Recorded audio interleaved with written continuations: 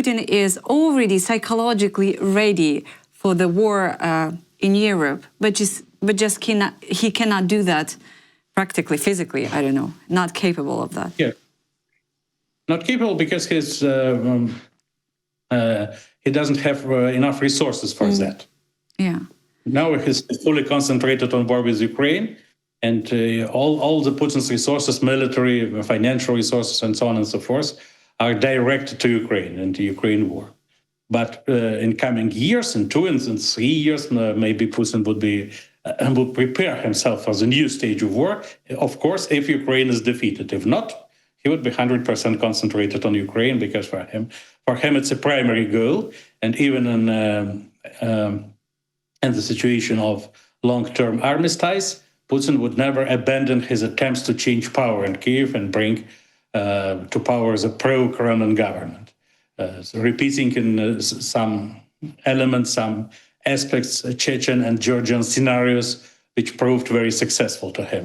War first, pro-Kremlin government second, as it's been in Chechnya, in Grozny, and in Tbilisi. Nobody expected pro-Kremlin government in Georgia after the war of 2008, but several years have passed, and we see this government. We see Bidzina Ivanishvili now, who doesn't want anymore to move in the direction of European Union and NATO. Mm-hmm. He plays some games showing he's not so close ally of Putin, he's fully independent, but we understand how far dependent and how closely connected to Kremlin he is. So this scenario would be pushed by Putin anyway, and he would never be silent. He would never stop his efforts on the Ukrainian direction, before he reaches this goal. And because Putin, one of the key elements of Putin thinking is considering the time as a key resource, which of course he has in abundance. He has no constituents, or he has no real democratic elections. He has no responsibility toward constituents. So he can wait for many, many years, unlike democratic leaders who are responsible before their constituents, and in such way don't have such resource of time in abundance like Putin. So basically, Georgian scenario is in Putin's head. Probably a clip can be used in Ukraine. Applied. Yeah, thank you. Mm-hmm. Sure, yeah. Putin is going to persuade, for instance, let's imagine we have a full-scale armistice, full-scale ceasefire tomorrow. The next day, Putin will launch his propaganda campaign, trying to persuade Ukrainian people that the only guarantor, long-term guarantor of Ukrainian security could be the source of war itself, namely Russia and himself, Putin. No one but himself could guarantee the peace for the country so much devastated and exhausted by this dreadful war of the 3.5 years. And second position of Putin, his second thesis would be that the West, first and foremost European Union, have deceived Ukraine and Ukrainian people by their unrealistic, from the very beginning, promises to get Ukraine onto European Union and NATO. Putin would try to persuade Ukraine that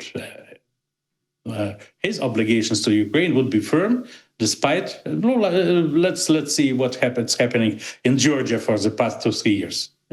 Georgia is fully declining from Euro-Atlantic and European integration and implementing the worst practices and technologies of the political system of Russia. Georgia, as we see it, moving rapidly enough toward full-scale authoritarianism, the way Russia has undergone under Putin's.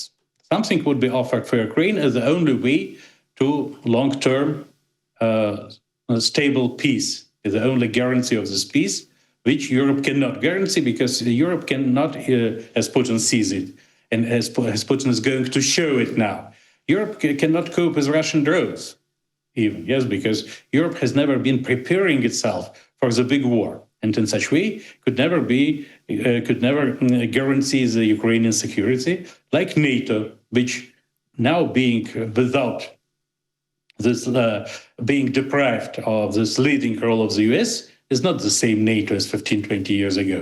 It's rather a weak NATO which doesn't know what to do, even with those Russian drones entering the aerospace of NATO countries, and NATO countries do nothing in response.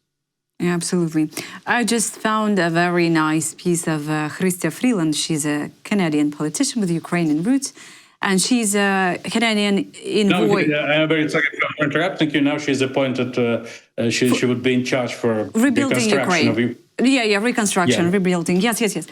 So I was just reading her article at Financial Times where she was saying, just let me find it, that she argues that for too long allies have been treated Ukraine only as a victim, noble but inevitably doomed without outside help.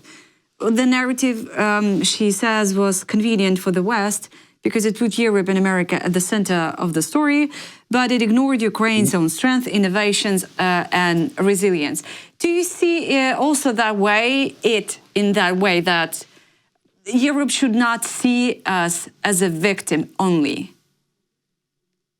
Ukraine is not a victim. I think the philosophy of victim, the ideological psychology of victim is very harmful, regardless if it concerns the human being, corporation, or country. Because victim is someone who decided not to fight and sees its only way to capitalize on the status of victim itself. Ukraine has never been a victim. He was an object. Ukraine was an object of an aggression, but not victim, because Ukraine is fighting for 3 years and a half against a strong enemy, stronger than Ukraine itself.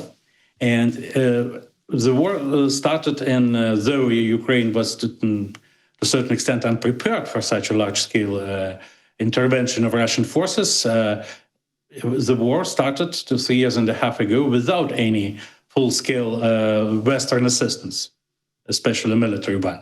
The Western assistance has come only when America and Europe have seen with their own eyes that Ukraine is fighting. Ukraine is by no means going to surrender. And while the country that is not going to surrender cannot be considered as a victim, of course. And Europe cannot cease to consider itself as a secondary part of America-centered world. Europe should now face as a necessity because of the historical process itself, not because of Donald Trump. President Trump reflects the logic of this historical process, but has not created it by himself. If not Trump, maybe the way of the humanity would be in this a little bit more slowly, but in the same direction, to non-centered world, network world. And in this way, Europe should reinvent its identity, get revised some regulations, come to the way of deregulation of the economy, decreasing of the role of Euro bureaucracy, which has crossed any red lines of necessity of this Euro bureaucracy. And of course, consider Ukraine, even if not the full-scale member of European Union, because in my opinion, the enlargement of the EU would be delayed for the past years, because the EU has no more economical resources for such enlargement, even if we do not forget for a little while about contradictions within between different European countries onto the questions of enlargement. For instance, Greece is fully against Albania membership, Croatia against Serbia membership, and of course not just Hungary and Slovakia, but France itself, because the interest of its farmers is against for the full-scale Ukraine membership. But nonetheless, Ukraine was the first barrier against totalitarian aggression, which was directed against Europe and its values on the whole. Not just Europe as a territory, not just Europe as economical or political union, but Europe as a values, as a tradition.